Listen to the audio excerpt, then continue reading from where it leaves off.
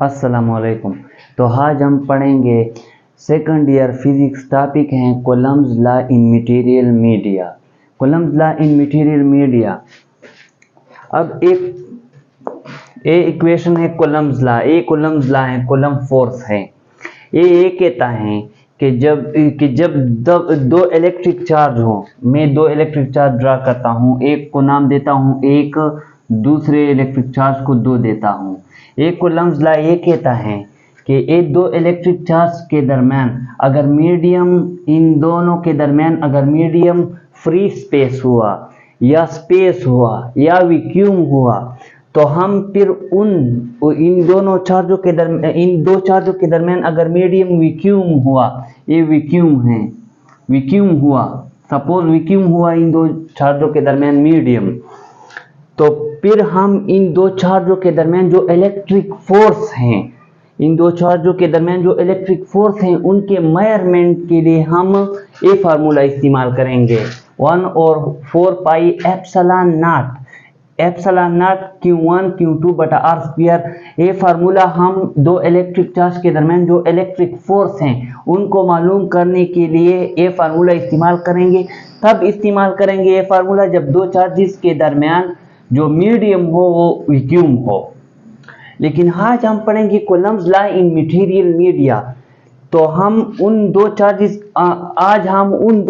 के दरमियान coulomb force को, यानी फोर्स को, इलेक्ट्रिक फोर्स को उन दो चार्जेस के दरमियान फाइंड आउट करेंगे जिनमें वैक्यूम नहीं हो, जिनमें मीडियम एक इंसुलेटर हो, मीडियम एक इंसुलेटर हो। इनमें तो वैक्यूम है, तब हम ये फार्मूला इस्तेमाल करेंगे। जब वैक्यूम की जगह इंसुलेटर रख दी जाए दो इलेक्ट्रिक चार्जेस के दरमियान, तो हम कैसे मालूम करेंगे इलेक्ट्रिक फोर्स दो इलेक्ट्रिक चार्जेस के दरमियान? जब हम वैक्यूम की जगह इसमें इंसुलेटर रख देते हैं, जब वैक्यूम की जगह दो इलेक्ट्रिक चार्जेस के दरमियान इंसुलेटर रख देते हैं, तो जो इलेक्ट्रिक फोर्स होता है वो कम हो जाता है। इलेक्ट्रिक फोर्स वैक्यूम की निस्बत में कम हो जाता है, क्योंकि उस इंसुलेटर की परमिटिविटी होती है बंद। जब दो इलेक्ट्रिक चार्जेस के दरमियान हम वैक्यूम रख देते हैं, इन दो चार्जेस के दरमियान मीडियम वैक्यूम हो, तो इन दो चार्जेस के दरमियान जो इलेक्ट्रिक फोर्स होता है वो ज्यादा होता है। और जब इंसुलेटर इन दो चार्जेस के दरमियान मीडियम के तौर पर रख दी जाए, तो वो जो जब इंसुलेटर रख दी जाए तो फोर्स, इलेक्ट्रिक फोर्स कम होता है वैक्यूम की निस्बत में। ये क्यों होता है? क्योंकि इंसुलेटर की परमिएबिलिटी होती है। परमिएबिलिटी एक ऐसी चीज है, मीडियम की एक ऐसी खासियत है कि वो इलेक्ट्रिक फोर्स को, दो चार्जेस के दरमियान इलेक्ट्रिक फोर्स को कम करती है। परमिएबिलिटी एक मीडियम की, दो चार्जेस के दरमियान जो मीडियम होता है, वो मीडियम परमिएबिलिटी उस मीडियम की ऐसी खासियत है कि वो उन दो चार्जेस के दरमियान जो इलेक्ट्रिक फोर्स होता है उसको कम कर देता है। परमिएबिलिटी, परमिटिविटी, परमिएबिलिटी नहीं है, परमिटिविटी है।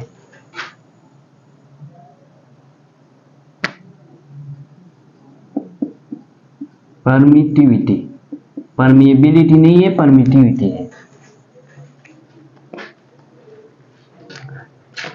ये इक्वेशन हम तब इस्तेमाल करेंगे जब दो इलेक्ट्रिक चार्जेस के दरमियान वैक्यूम हो, और जब दो इलेक्ट्रिक चार्जेस के दरमियान हम मीडियम को इस्तेमाल करें, जैसा कि इंसुलेटर हमने इस्तेमाल किया। तो फिर हम कैसे कूलम्ब फोर्स को फाइंड आउट करेंगे? F = 1/4 पाई एप्सिलॉन नॉट नहीं, ये एप्सिलॉन नॉट है, ये एप्सिलॉन नॉट है, और ये फ्री स्पेस के लिए इस्तेमाल होता है, यानी वैक्यूम के लिए इस्तेमाल होता है। और हमने तो वैक्यूम हटा दिया, इंसुलेटर रख दिया, तब हम इस नॉट को हटा देंगे, एप्सिलॉन को रख देंगे, ठीक है। Q1, बाकी इक्वेशन ऐसा ही रहेगा, QR², Q1 Q2 बटा R²। अब जब दो इलेक्ट्रिक चार्जेस के दरमियान इंसुलेटर इस्तेमाल की जाए, तब हम उस दो चार्जेस के दरमियान इलेक्ट्रिक फोर्स को फाइंड आउट करने के लिए ए इक्वेशन इस्तेमाल करेंगे।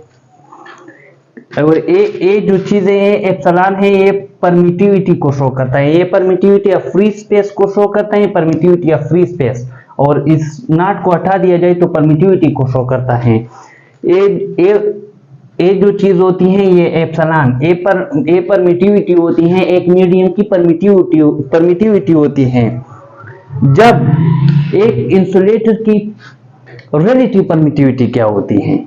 रिलेटिव परमिटिविटी एक इंसुलेटर की रिलेटिव, ए परमिटिविटी के लिए मैंने लिख दिया, परमिटिविटी के लिए एप्सिलॉन लिख दिया, और रिलेटिव के लिए लिख दिया इज इक्वल टू, जब हम वैक्यूम की परमिटिविटी ऑफ फ्री स्पेस और इंसुलेटर की परमिटिविटी का मुआवजा ना करें तो उसको रिलेटिव परमिटिविटी या डाइलेक्ट्रिक कांस्टेंट कहते हैं। रिलेटिव परमिटिविटी किस चीज की बराबर है? परमिटिविटी ऑफ मीडियम या insulator divided by permittivity of free space. जब दो इलेक्ट्रिक चार्जेस के दरमियान फ्री स्पेस हो या वैक्यूम हो, उसकी परमिटिविटी को जब हम कंपेयर करें किस चीज की परमिटिविटी से? जब दो इलेक्ट्रिक चार्जेस के दरमियान इंसुलेटर हो, तो इसको रिलेटिव परमिटिविटी कहते हैं, और इसको डाई इलेक्ट्रिक कांस्टेंट भी कहते हैं। डाई इलेक्ट्रिक कांस्टेंट या रिलेटिव परमिटिविटी भी कहते हैं। अब इसकी वैल्यू इज रिलेटिव परमिटिविटी या डाई इलेक्ट्रिक कांस्टेंट की वैल्यू हमेशा 1 से ज्यादा होती है, और इसको हम डायमेंशनलेस कांस्टेंट भी कहते हैं। इस रिलेटिव परमिटिविटी को हम डायमेंशनलेस कांस्टेंट भी कहते हैं। डायमेंशनलेस का क्या मतलब है? यानी डायमेंशनलेस का मतलब यह है कि ये रिलेटिव परमिटिविटी की कोई डायमेंशन नहीं होती।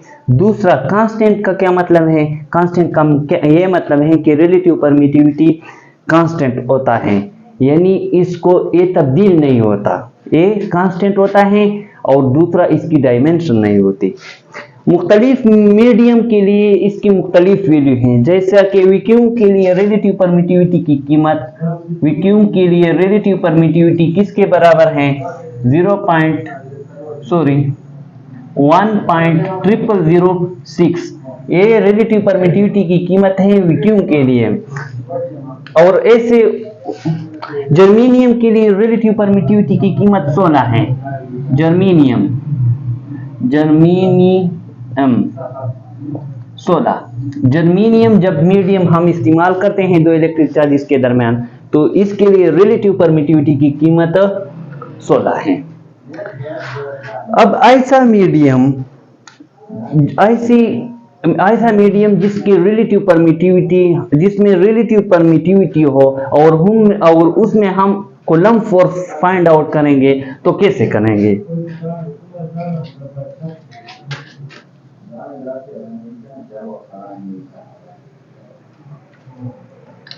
ऐसा मीडियम जिसमें रिलेटिव परमिटिविटी हो, एक दो चार्जेस के दरमियान मीडियम है, ये ऐसा मीडियम है जिसकी रिलेटिव परमिटिविटी है। अब मैं इस दो चार्जेस के दरमियान जो इलेक्ट्रिक फोर्स है, इसको मैं कैसे फाइंड आउट करूंगा? Force in a medium is equal to 1/4 pi epsilon naught यानी medium relative permittivity Q1 Q2 बटा R²। अब ये जो टर्म है, ये पहले वाले से मैच करता है, क्योंकि एक किसके बराबर है? 1/4 pi epsilon not Q1 Q2 बटा R²।